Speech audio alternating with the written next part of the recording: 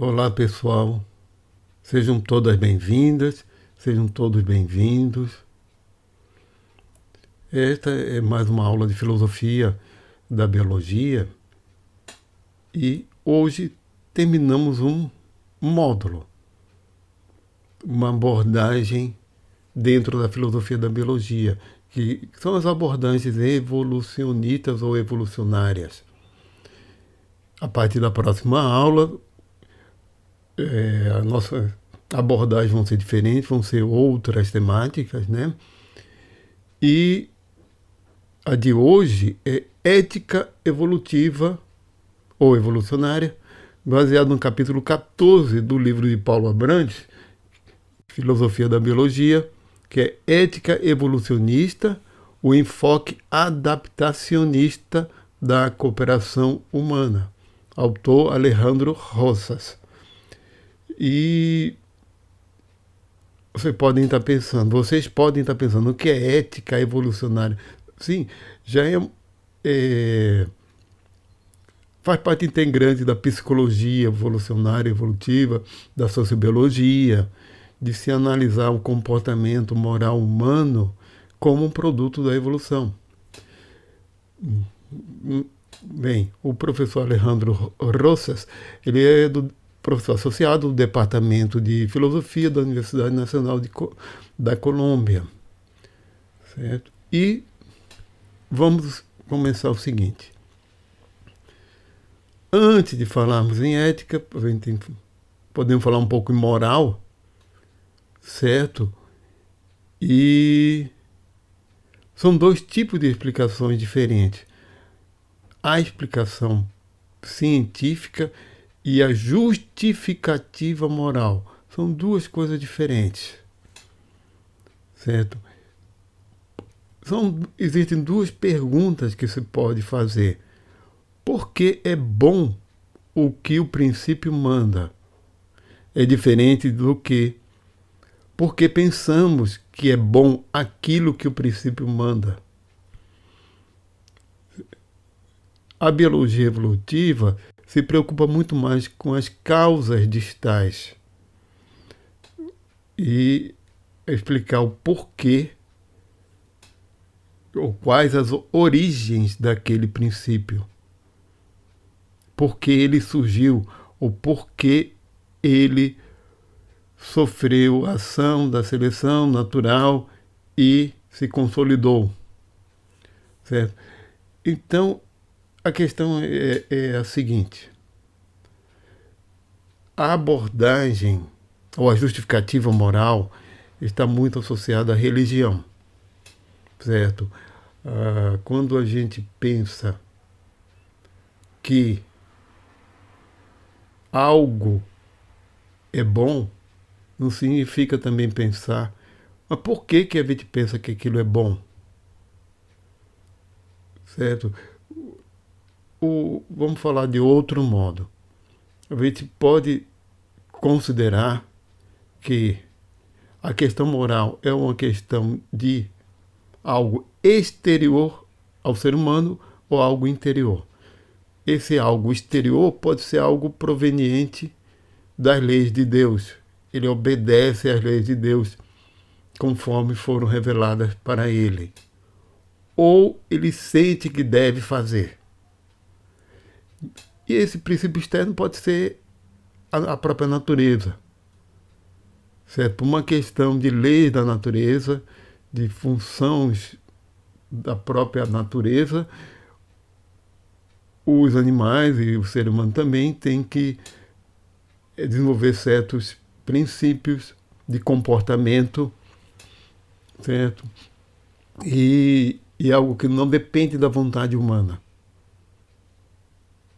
Ou, se for algo interno, a gente pode dizer que é algo que ele escolhe, que ele tem livre arbítrio para escolher.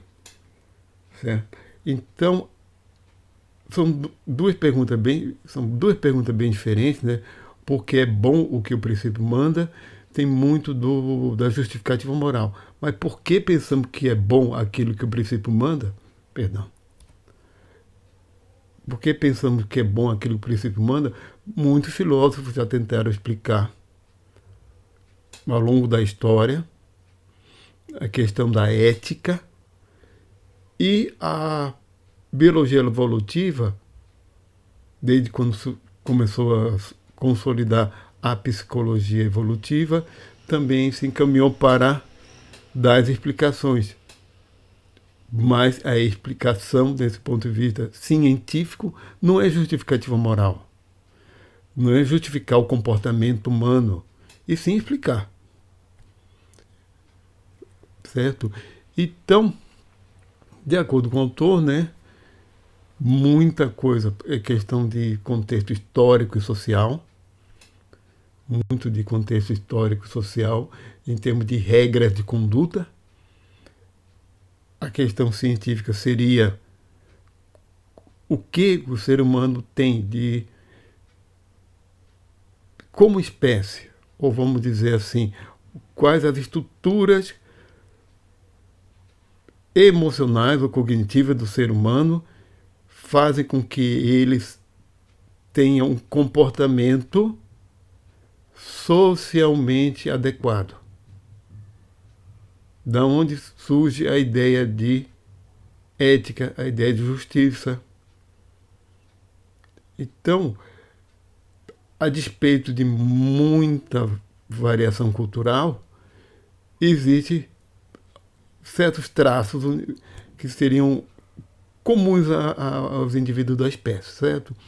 Então, ele considera que tem duas grandes contribuições que surgiram a partir da ética evolucionista para a explicação científica do comportamento ético, que é a utilidade biológica de traços comportamentais cooperativos e mecanismos psicológicos e sociais que controlam esse comportamento cooperativo. Então, em termos de origens, né, a gente pode começar a falar desde Darwin, de 1871.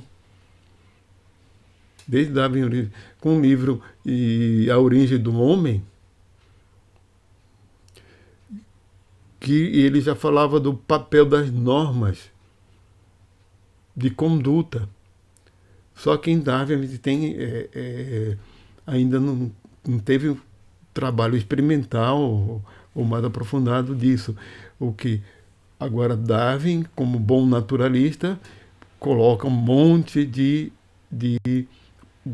exemplos. E ele considerava que a consciência moral, que nós achamos que seja bom, é uma questão de instinto social que surgiu por evolução. E esse instinto social é consequência de sentimentos que levam ao bem comum. Isso significa o quê? O bem do grupo, que para ele, no momento da nossa história evolutiva, houve uma seleção natural no nível de tribo, ou competição intergrupal, e aqueles grupos em que teve presença desses sentimentos que favoreciam e que os ajudaram a vencer como grupo, acabaram sendo selecionados, prevaleceram em relação a outros. Isso falando em termos de nível de herança. Ou seja, aqueles grupos que os indivíduos tinham esses sentimentos de cooperação grupal deixaram mais descendentes para adiante. Então, a questão aí não é cultural. A questão é de ter indivíduos com sentimentos de ligação a grupo e sentimentos como arrependimento, quando não faz o que você acha que é certo em relação ao grupo, remorso, e também outros que é de indignação, que é o de gerar sanções contra os transgressores, contra quem não faz, e indignação contra quem não faz.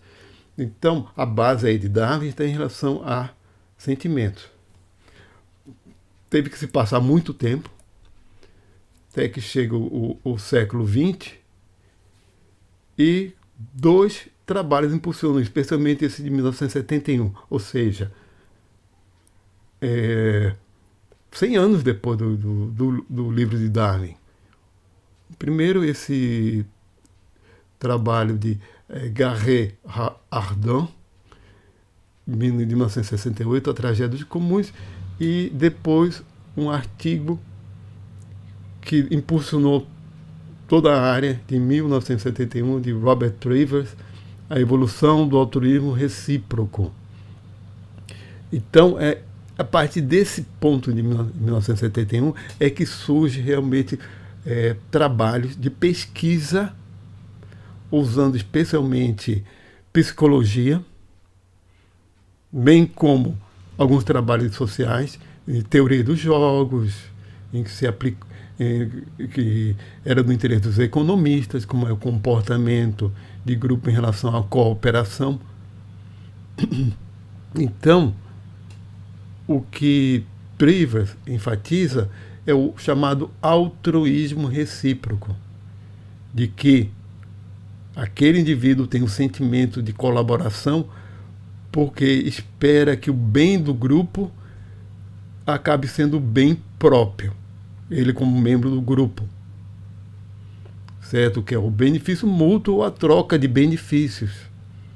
Um benefício maior do que o custo para o doador, porque o doador tem a expectativa de que, ao colaborar e o grupo progredir, ou o grupo sair vencedor, ele, como membro do grupo, vai acabar realmente colhendo mais frutos até do que semeou.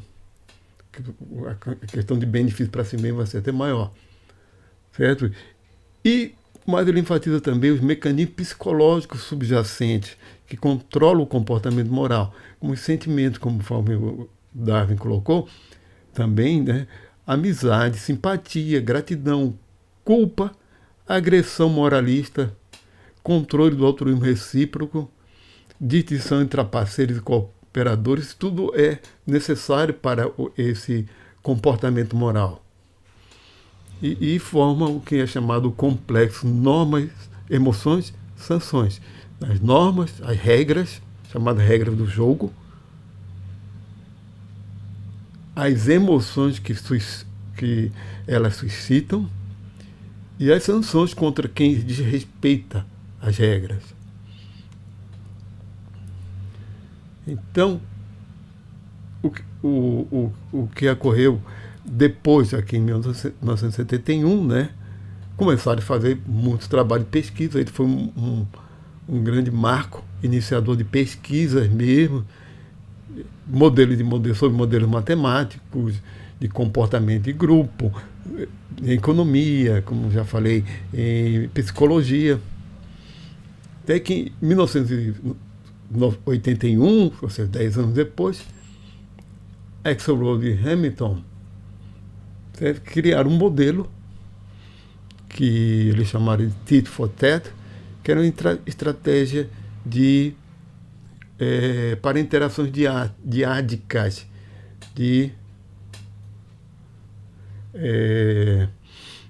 toma lá da cá, tipo toma lá da cá.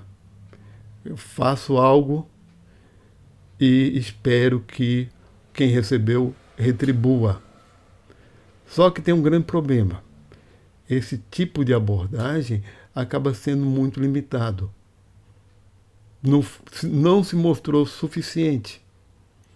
Esse tipo de abordagem de experimentação também com jogos e simulações em que essa reciprocidade direta não tem probleminha aí. Qual o problema? Justamente por ser limitado, porque não permite avaliar a resposta do outro, não permite avaliar a resposta do outro em termos de, digamos assim, se de fato o outro não quis ajudar porque não pôde, ou não quis porque não quis mesmo, ou quais as circunstâncias. Não há uma avaliação do outro, e sim só da resposta do outro. Então, Boyd e Richardson, que nós vamos falar dele, dos dois, né? O caso da teoria da dupla herança, que é um antropólogo e um biólogo. Daqui a 2 aulas, na aula seguinte, vai ser assunto para daqui a 2 aulas, que eles, através de modelos matemáticos de lâmina de cooperação, chegaram a observar o seguinte, a seguinte conclusão, que a reciprocidade não estimula a cooperação, e sim a desestimula. Por que não estimula? Porque quando eu faço algo esperando pela reciprocidade, simplesmente esperando pela reciprocidade, a tendência é eu deixar de fazer. Vai ficar mais claro o seguinte: se o jogo for apenas em questão de reciprocidade. Isso vai ficar mais claro como a gente falar um outro ponto que ainda não se falou, que é o da punição, que é o de agir contra quem não, contra quem transgride as regras. Isso é muito mais, digamos assim, muito mais forte para que haja cooperação, porque só esperar que haja reciprocidade, o que acontece? Que quem é altruísta e espera pela reciprocidade, e se não houver reciprocidade, a tendência é ele deixar de fazer. Mas quando há, de certa forma, sanções, castigo, punições contra quem não é recíproco, quem também não é altruísta, o que acontece? Esses que não são vão acabar respondendo, vão acabar também respondendo. E isso retroalimenta a reciprocidade, quando há sanções. Então, vamos lá. O que foi feito, como o autor apresenta resultado de pesquisa, que mostra que a cooperação decai sem castigos, sem nenhuma forma de punição, de sanção. Uma sanção mesmo é deixar de haver a cooperação. Outra é castigo mesmo. Punição que pode ser verbal, punição que pode ser até física, dependendo do tipo de grupo, né? Mas tem uma coisa muito mais sutil ainda que a gente ainda não falou, que é a reputação. Falando do Boyd e Richardson, nós vamos falar de uma coisa que ele coloca muito bem, que eu posso adiantar aqui, é nossa capacidade de imitação para a aprendizagem. A nossa capacidade de imitar significa significa a nossa capacidade de observar o outro. Então nós temos uma capacidade muito refinada de avaliação do outro. E nessa avaliação do outro, e isso é muito importante nesse jogo intergrupal, é a percepção de quem é trapaceiro ou de quem não é, ou de quem não está podendo fazer, ou de quem está, na realidade, se aproveitando da fraqueza alheia, se aproveitando do altruísmo alheio. Nós temos, pode pensar que não, porque o nosso jogo social, na realidade, ele não... Os egoístas acabam... Eu posso dizer uma coisa que agora seria polêmico, mas os egoístas acabam não ganhando. De fato, não realmente ganham.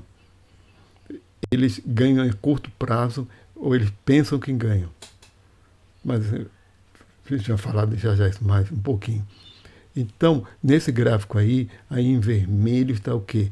Quando há no jogo, digamos assim, quando na atividade grupal existe a punição, de alguma forma. E no vertical a gente tem ali que é contribuição do percentual da dotação, ou seja, da contribuição da cooperação, isso depende do tipo de ação em grupo que se fez. Por período de jogadas. Então, sem oportunidade de punição, a tendência, ela começa subindo um pouquinho, certo? E começa a cair, até que fica bem baixo. E com oportunidade de punição, é ao contrário. Chega a um patamar alto e se mantém alto. Agora vamos lá.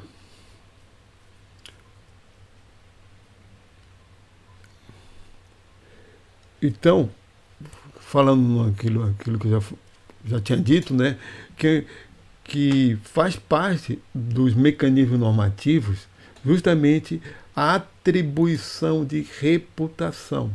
Ou seja, faz parte do jogo social nós adquirirmos reputação. Boa ou má, justa ou injusta, mas faz parte, porque isso tem muito a ver com nossa postura diante do grupo. E aquela estratégia TFT, o Tit for Tat, não discrimina as ações intencionais dos erros não intencionais. Então ela não permite fazer essa avaliação de reputação, não permite avaliar o outro.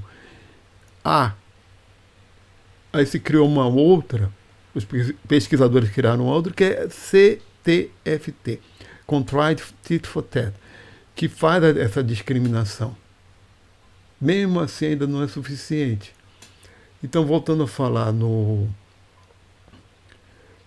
na questão da nossa capacidade de imitação, nossa capacidade de imitação significa que o ser humano tem uma habilidade muito grande de observar o outro. Quem já teve convívio com neném sabe que isso tem muito de instintivo, essa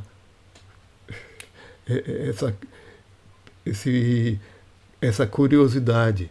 E isso permite que a gente aprenda por imitação. Aprenda a falar, né, a imitar gestos. Mas tem uma outra coisa. Isso significa que nós temos uma capacidade muito refinada de espelhar o outro em nós. E qual é a vantagem evolutiva para isso? Para animais que vivem socialmente, significa que nós tivemos a necessidade de sermos animais capazes de avaliar o outro. Ao avaliar o outro, a gente tem a vantagem de que saber em quem confiar, saber em quem não confiar, saber quem é leal para a gente mesmo, sinceramente, e quem não é. E quem está sendo falso, por exemplo. A gente tem uma percepção muito refinada disso. E isso os autores colocam como um produto da evolução. De uma evolução de um animal social e com uma sociedade muito complexa, cada vez mais complexa. Isso foi necessário para a sobrevivência. Então, vamos lá. A questão do castigo altruísta. A questão daqui do castigo altruísta. O que significa o castigo altruísta? É o castigo, essa palavra, esse termo pode parecer estranho, né? Mas é o castigo a quem não cumpre a regra do jogo, digamos assim. As formas de castigo, as formas de sanções e punições. E isso a gente tem esse impulso para o castigo altruísta, uma questão de sentimento de revolta, indignação contra aquela pessoa, ou realmente se volta contra a pessoa, ou para de confiar na pessoa e não quer mais relações e corta relações. Então é a sanção de não permitir mais reciprocidade, de não fazer mais nada por ela. Então, existem várias formas disso ser feito. E atualmente ele diz que não existe um consenso, digamos assim, de fato, mas ele defende que teríamos que unificar essas estratégias, de se ter a TFT, ou seja, primeiro o tomar lá da cá, o dar esperando receber, como uma estratégia que se une a reputação, a avaliação de reputação. Sim, uma coisa que eu acabei não dizendo é que, então, por sermos bons imitadores, somos bons leitores. Sim, o termo seria esse, leitores sociais, para o bem e para o mal. Né? Somos bons leitores sociais. Uns mais e outros menos, né? E a outra estratégia é a parte da punição, né? Então, os grupos sociais acabaram desenvolvendo o chamado governo normativo, que é a partir desses mecanismos psicológicos normativos. E ele considera que o que emerge daí, o altruísmo recíproco, não é impulsionado por motivos egoístas. A pessoa o impulso mesmo, nós como seres sociais, não é egoísta. Existe egoísta, sim, voltando a falar na questão do egoísmo, existe, sim, egoísta. A gente pode pensar, não, mas o ser humano não é egoísta. Olha, eles estão defendendo esses estudos que eu estou citando, o ser humano não é naturalmente egoísta. Ele não é naturalmente egoísta. Aí a questão é muito mais complexa. Nossa psique não é naturalmente egoísta. Existem pessoas egoístas, sim, mas existem pessoas egocêntricas, e isso é muito mais por, digamos assim, por falha na socialização dessa pessoa durante o seu desenvolvimento cognitivo. Muitas vezes é por isso. Porque houve falha na socialização daquele indivíduo. De fato, nós não somos naturalmente, de acordo com esses autores, ou com o autor, egoístas. Eu queria citar, complementando o que ele colocou lá, é o seguinte, é que, em geral, eu teria que procurar maiores pesquisas para avaliar isso, mas o comportamento altruísta, genuíno, faz bem à nossa psique, né? Faz bem ao nosso estado psicológico. Tem vários estudos sobre isso, mas faz bem. A gente, quando começa a realizar trabalhos voluntários, a ajudar os outros, etc., isso é muito comum, esses relatos. A pessoa começa a melhorar a saúde, porque começa a melhorar o estado hormonal, a liberação de ocitocina e uma série de outros hormônios, etc. Melhora o sistema imune, o nosso sistema começa a melhorar como um todo. Porque o sistema nervoso está integrado ao sistema endócrino, e os dois regulam todo o resto. Então, os hormônios estarem equilibrados, né, ou bem ajustados, ajustam como um todo o sistema. E a gente pode dizer que tem uma explicação evolucionária para isso. Nós evoluímos como espécie social. Então, justamente, os indivíduos que tinham o sentimento de integração social foram selecionados, né? E justamente, e justamente os que se beneficiaram em termos de saúde, ao ter esse sentimento de altruísmo, não só contribuíram com o grupo, mas contribuíram com si mesmos, né? Então, a gente pode dizer que, de fato, muitas vezes o egocêntrico é um doente social e é um doente no sentido fisiológico também. Então, nós não deveríamos é, ser egoístas, naturalmente egoístas. O egoísmo já é uma questão mais patológica, dependendo do caso, chega a nível patológico, né? Então, o egoísmo recíproco não é impulsionado.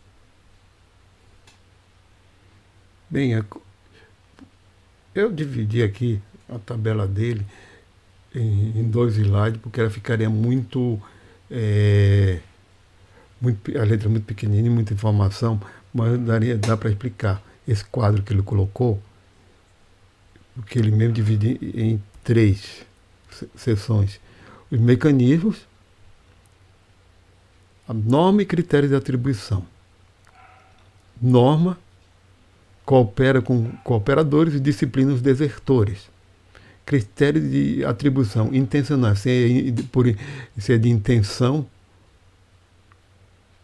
quem está transgredindo não é a intenção dele.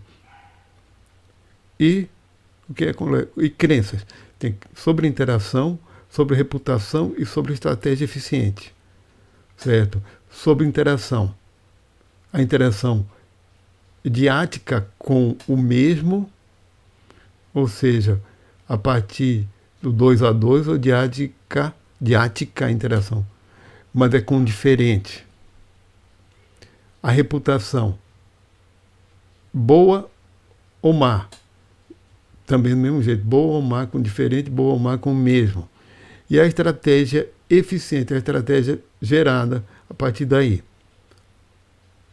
Quando é com o mesmo, quando é boa, com,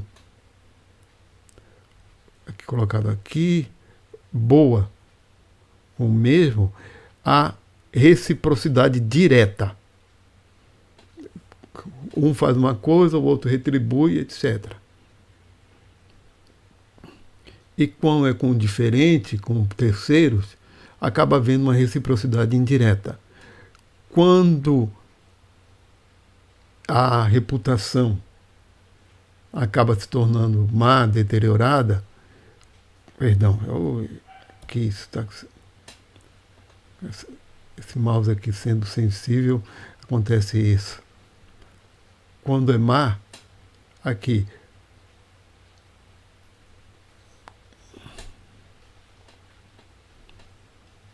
a estratégia eficiente, ou AR, pode haver o AR, que é reciprocidade direta,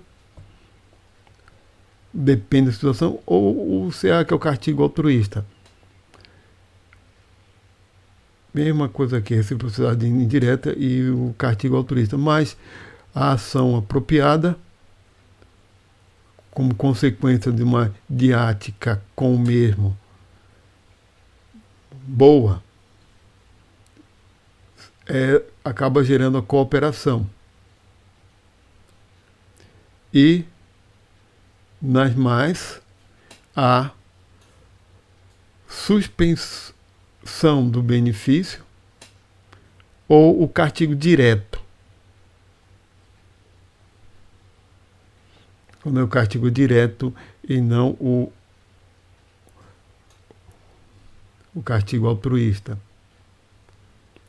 Isso aqui foi mais para explicar um quadro que ele colocou, que, resumindo tudo que foi colocado, né, que tornar juntar todas aquelas estratégias, certo? Mas, repetindo o que eu falei para vocês, a questão agora é explicar o comportamento ético do ser humano em termos evolutivos e não justificar em termos morais, certo? estamos encaminhando para o término da nossa aula, tá? Me faltar um pouquinho, muito. Tá aqui nossa bibliografia, aplicativos auxiliares e créditos. Nós nos vemos na próxima aula. Muito obrigado a todas e a todos.